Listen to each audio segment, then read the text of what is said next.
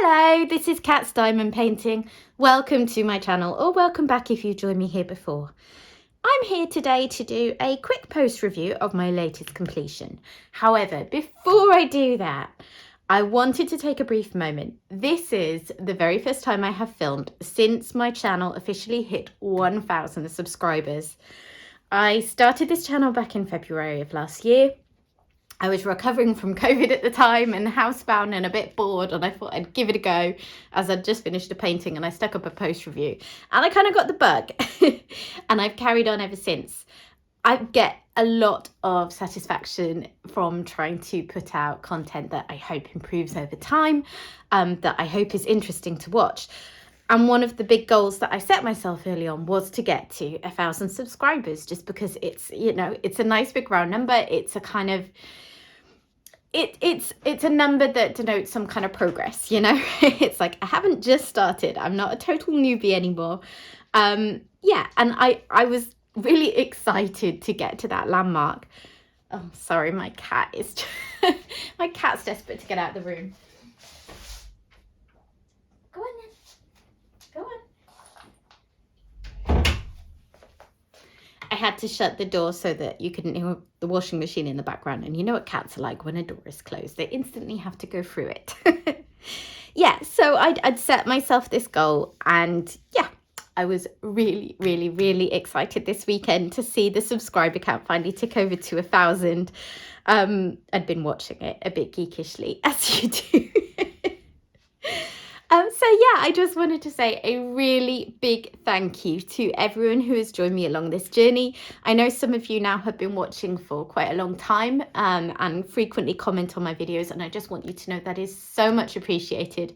I recognize your names and you know, you are so welcome here. I'm really glad to have you along. And to anyone who maybe hasn't been part of the channel for as long, if you're watching this now, welcome. If you haven't yet subscribed, you know, please consider doing that. The more the merrier. And thank you very much.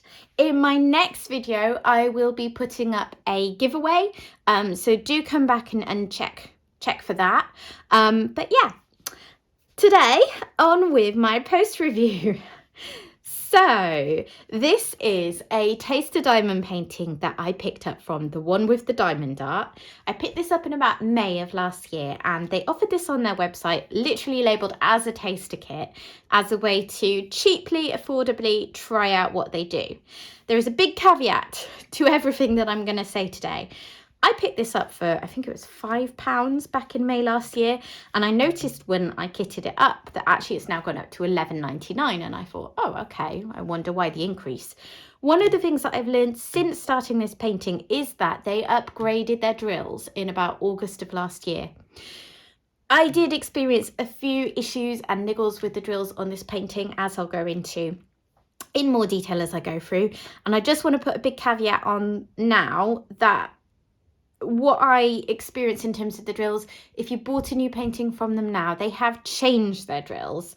So all of that stuff, whilst I'll cover it because it was part of my experience, may not be that relevant or up to date as a review for this company. Okay, let's take a look. So here it is. I'll just move it around so you can see all the angles. So yeah, there it is. I don't believe it had an actual name. I just call it like a rainbow rose. So it's sort of fitting for this time of year, isn't it? With Valentine's Day coming up, a nice pretty rose. And I love rainbow colours, so that was part of the appeal for me as well. They offered this in round or square, so whichever you prefer to try, you can do so. If I'm trying a company for the first time, I'm always a bit torn because rounds can be a little bit easier, can't they? Like it's harder for rounds to be problematic to work with, but I do prefer squares. So given that this was an opportunity to get a small kit for a taster session, I jumped in with squares.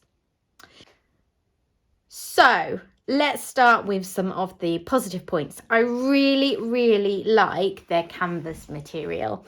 It's very soft. It feels almost felt-like, and it feels very lightweight, but also sturdy at the same time. You know, I don't think anything is frayed. No, not particularly. You've got these nice scalloped edges. There's a little bit of sort of furring at the edge, but nothing major at all. And it's just really nice and malleable and pleasant to work with. So I really, really like that. It's poured glue, which I do prefer. I think probably most of us do at this point. There's fewer and fewer companies actually using double-sided adhesive. And any companies that are aiming to put out a kind of quality product tend to be moving towards poured glue. The glue did extend a fair way out around the picture, probably a centimetre or so either side. So I did need to cover it with washi tape, which I don't generally do if I can avoid it. But yeah, that was one little thing about that. The canvas was printed very clearly. I didn't actually take any photos, I don't think, before I covered it up, but it was all perfectly easy to read. There were some quite dark black grid lines, and I was a little bit worried that that would show through. I think there are some sections like these paler colours where you probably can see a little bit of those dark lines shining through. Yeah, if it was a big painting, you know, like a big piece of art that I'd chosen and it was very pale colours, that might be a problem. The darker colours, obviously, it's not going to be such a problem. So yeah, it's not a major thing. It's just something to be aware of. And the glue was good. No problems whatsoever with that. It was all perfectly sticky. No slidey patches, no missing patches. No problems whatsoever. Okay, on to some of the things I did not love so much with this painting. When I last featured it on my channel, it was a whip and chat when I was just starting out, so it was totally brand new. And I did like this little corner at the bottom. And in that, I said I thought the drills were pretty good. They weren't terrible, it's just they weren't terrible for acrylic drills. And I have discovered, particularly, well, I kind of suspected it before, but very much through doing this painting, I'm a bit of a snob for drills. Like, I mostly work with resin drills now. I think I've become a bit spoiled by them, and I just do not enjoy acrylic drills as much. That's partly because I find them a bit less shiny. You know, you've got a nice shimmer on this painting, but it's not really sparkly. But it's largely just because the kinds of flaws that you tend to get with acrylic drills, I find them more aggravating than resin flaws, because there's always going to be flaws, right? That's not a criticism of any particular company. There will be some flawed drills. Yeah. So when I say the flaws that you see in acrylic drills, let me show you my little trash pot.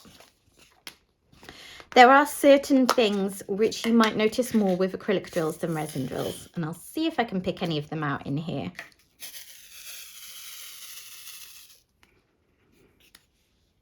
So firstly, I find them a little bit more prone to being odd sizes than possibly some particularly higher end resin drill companies. You often get ones like this kind of thing with these sort of knobbly bits on the side, sometimes a sort of little halo of acrylic around the drills. Very often I was getting ones with little tabs. Can you see like that one there? So I'm not sure how they manufacture them, but you get the sense that they kind of make them in a strip and then a machine snaps them apart. And sometimes it's like the little connecting bit doesn't come off. So lots of them have those little tiny tabs sticking out. And if you don't watch out for those, if you put too many of them in the painting, that's going to cause popping drills because it's just going to make them a bit too squished. And I did have that, you know, there were times that drills were popping out. I don't think it was terrible. I've gone over it with my roller. I don't think any of them are popping out now. So I've definitely had worse, because I've had paintings where you could not get them all to stay down. And then I've had to seal it. I don't think this needs sealing. I don't think anything's coming off it. But yeah, I have needed to roller it quite a lot as I was going, and to be very careful about ditching drills that really didn't work. Okay, so there's one in the middle. As you can see, it's got a sort of halo of acrylic around it. So again, those were too big. There's ones which I don't know if I have any in here. Hang on.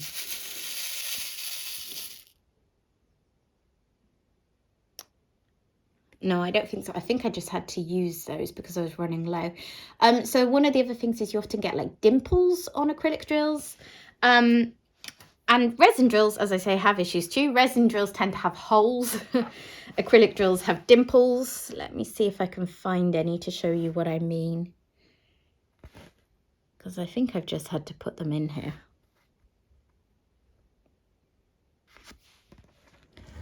So there's one. Can you just see the little dimple? Yeah, so that's one minor thing. Yeah, so that was just the main issue. Like, the dimples are not a problem. The misshapenness and the tabs and the halos did get to be a bit problematic because I didn't find this kit particularly generous on the number of drills given. I actually ran out of a colour for the first time ever. I've never run out of a colour of drills on a painting before. And, you know, it happens. But, yeah, there were quite a few colours that I was concerned I was going to run out of. Let me take a look.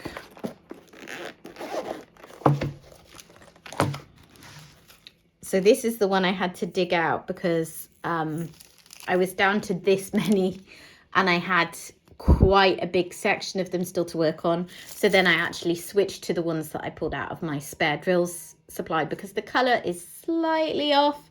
So I thought it would be better to do the whole section in this colour than a mixture. I think there were a few others, like, look at that. You know, it's really down to just a very small number of drills in that colour. And there were maybe 3 or 4 colours like that. In fact, one thing that I often notice with paintings is that because they do like X percentage more of each drill than you need, if you have a colour that you have a lot of in the painting, which for this one it's this navy blue, you tend to have loads and loads of spares left over. Well, this is how many I've got left of the biggest colour. It's plenty. I wasn't running out, but it was, you know, getting towards the lower end of things. And of course, when you've got a colour like that and you want to do things like colour blocking, you kind of need to have lots of drills so you've got enough to shake out into rows in your tray. So yeah, I thought they could have been a bit more generous with the number of spare drills. I suppose that's also a thing that you get with small paintings, isn't it? Because if they're putting, say, 20% extra drills of each colour in than what you need, if you need fewer drills in the first place because it's a smaller painting, you're going to have fewer spares as well. And I was getting rid of drills that I didn't like, or ignoring ones. Some of the ones that are still in my containers are ones that I just ignored in the tray and didn't actually trash, but they may not be very workable with. So yeah, I would have liked to have a few more spare drills, but I got through the painting. I only needed to pull out spares from my spare drill storage for one colour in the end. And I'm sure that I could have contacted the one with the diamond art for more drills. I wanted to get it finished. The other thing that I wanted to talk about was the rendering. I'm sort of on the fence with this. I wasn't very impressed as I was working on it. I'm just going to put these out of the way before I spill them. I thought as I was going that it looked quite blocky in places. And it didn't feel like anyone had, I mean, I imagine it was computer rendered. It didn't feel like anyone had gone over it to smooth that out afterwards. I don't know if it's something they claim to do or not. I buy a lot of my paintings from Diamond Art Club where they hand render, and other companies where people at least look over the painting afterwards and fix things. And something that I would see as a hallmark of computer rendering is that some of the shading looks very blocky and a little bit random at times. Like if you look at this kind of left part of the flower, this yellow section, it doesn't feel very subtle, the changes in colour.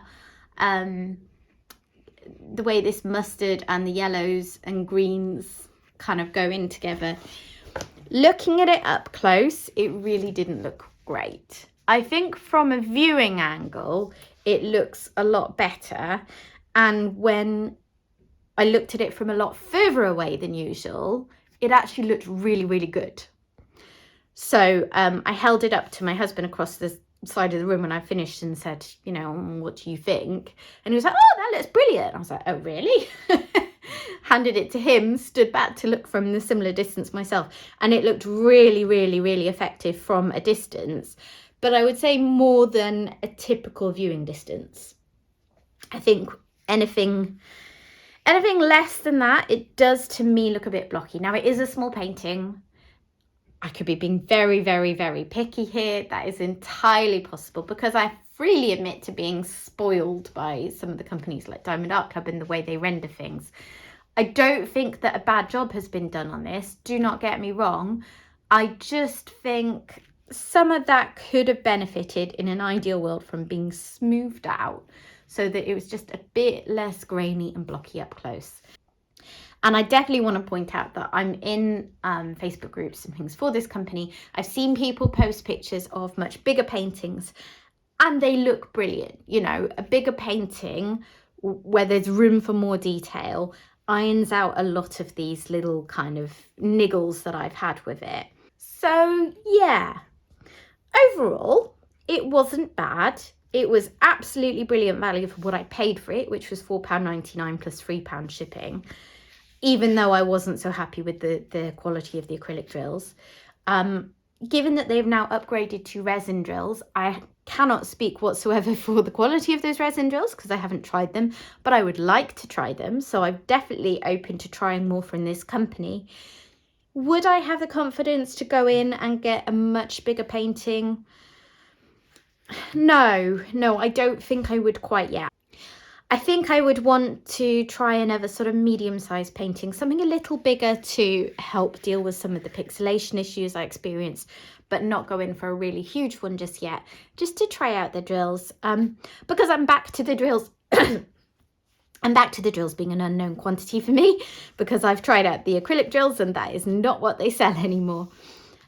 Maybe I could try one that would suit rounds. The problem is when I look at artwork that they give a choice of rounds and squares, I never really see a painting that I think would look better in rounds because that's just my preference. I prefer squares.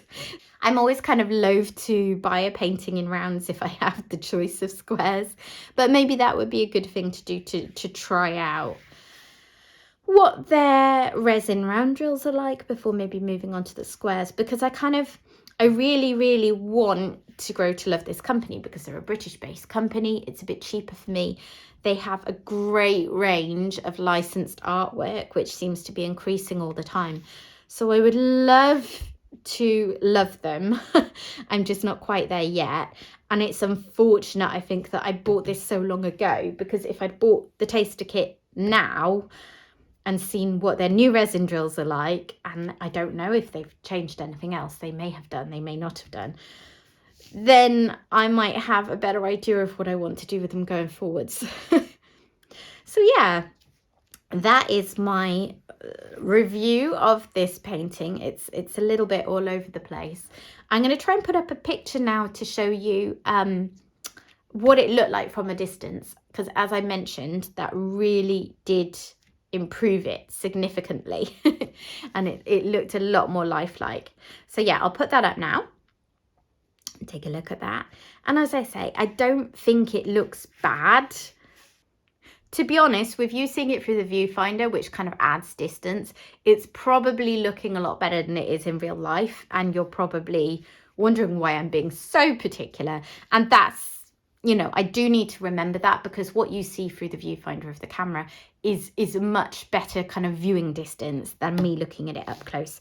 I'm kind of getting fixated on the bits that to me just look a bit messy and blocky and pixelated, and I need to remember that's not what it's about. It's about how they pull together to make the overall effect. And if I stuck this on a wall and never got closer than like 2 meters to it, I'd probably think it looked brilliant.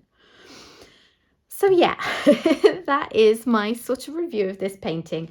I'm now going to kit it down, but I'm not going to do that on camera because I'm not going to keep these drills. They're just going to go into my trash pot for reasons which are probably clear from what I've been chatting about. So thank you for joining me here today. I will be back on Tuesday with my next video, which at the moment is planned to be a kitting up video of my next project, which I'm really excited about. And also, as I said, is going to contain details of the giveaway that I'm running because of hitting 1,000 subscribers. So thank you very much for joining me today, and do come along and check out that next video too, because hopefully it's going to be a good one. If you haven't already done so, please consider liking this video and subscribing. I really appreciate your support, and I will see you next time.